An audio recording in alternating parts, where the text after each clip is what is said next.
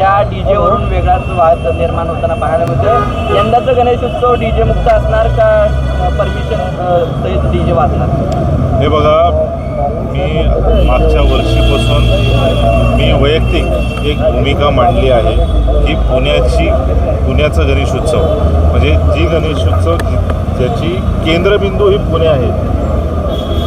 जे 1892ला श्रीमंत भाऊसाहेब रंगारींनी आणि त्याच्यानंतर 1894ला लोकमान्य टिळकांनी ह्या सार्वजनिक गणेशोत्सवाला जगभरात म्हणजे अखंड हिंदुस्थानात नेला आणि ज्याचा केंद्रबिंदू पुणे आहे.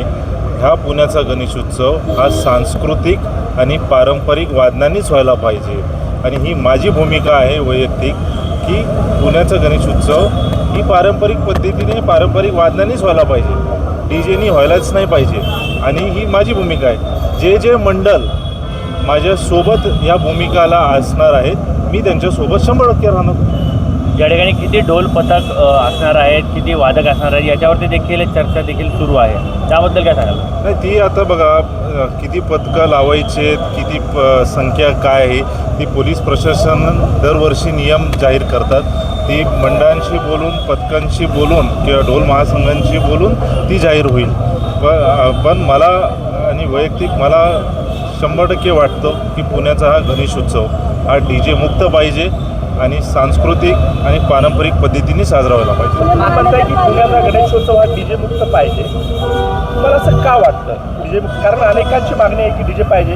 तुम्ही तुम्ही म्हणता की डीजे नको आहे. 2 बेस 2 टॉप तरी त्याची मागणी आहे. काय वाटतं? हे बघा, तुम्ही 2 बेस 2 टॉप म्हणताय किंवा डीजेचा विरोध काय?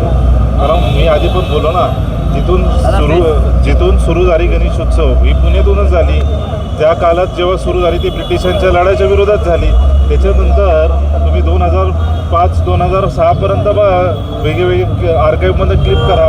गणेशोत्सवची मिरवणूक ही नाही झाली का पारंपरिक वादनांनी? 100% झाली.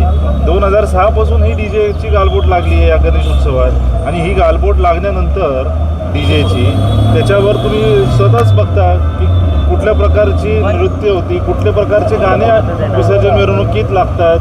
आज मंडळात किती कार्यकर्ते असतात? 50, 100, 200. पण त्या डीजेच्या समोर किंवा ते साऊंडच्या भिंतीच्या समोर हजारोनी युवक आणि हे सगळे नाचतात. पण कुठल्या गाण्यावर नाचतात? तुम्ही देवासमोर कुठली गाणी लावताय? तुम्ही भक्तिगीत तर लावत नाही, तुम्ही अश्लील गाणे लावतात, अश्लील नाच करताय. ही आपली संस्कृतीच नाही आहे आणि ही आपली परंपराच नाही आहे. म्हणून पुण्याचा गणेशोत्सव हा पारंपरिक पद्धतीनेच व्हायला पाहिजे आणि डीजे मुक्त व्हायला पाहिजे. आणि जे लोक जे पुणेकर आणि जे गणेश मंडळ ह्या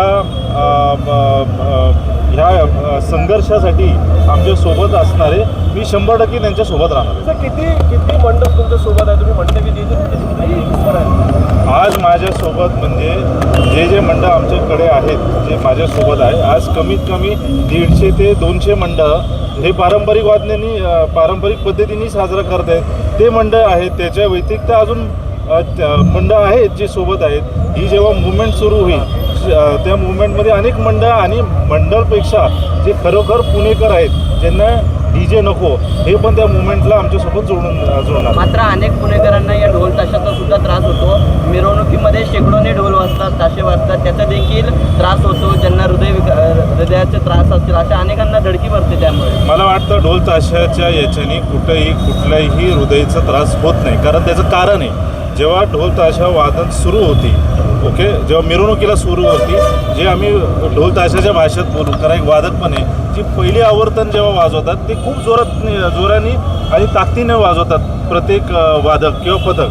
पण मिरवणूक ही 4-5 तास 6 तास चालते. शेवटी मनुष्य आहे, जो माणूस वादक पण एक मनुष्य आहे.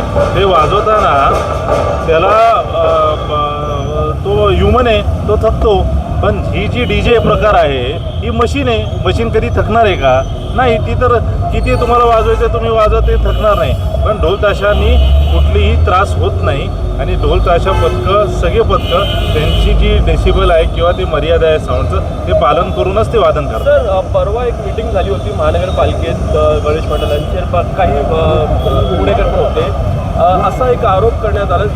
आरोप म्हणजे एक म्हटलं आलं की तुम्ही जे झोन 1मध्ये तुमचं नाव न घेता असा आरोप केला गेला की जोनवनमध्ये पोलिसांवर दबाव टाकून हे तुम्ही करून घेत आहे डीजे मुक्त आणि काय हा प्रश्न उद्योजकांमुळे हे काय महानगरपालिका सुरू आहे का असं देखील उद्योजकाच्या दबावामुळे झोनवनमध्ये अधिकारी दबावतंत्र वापरत आहेत असं इनडायरेक्टली तुमच्यावरून बोललं गेलं. हे बघा, मी स्पष्ट सांगतो, जे जे मंडळांना वाटतं, मी आजही म्हणतोय की आमची भूमिका ही स्पष्ट आहे, ही स्पष्टच राहणार आहे.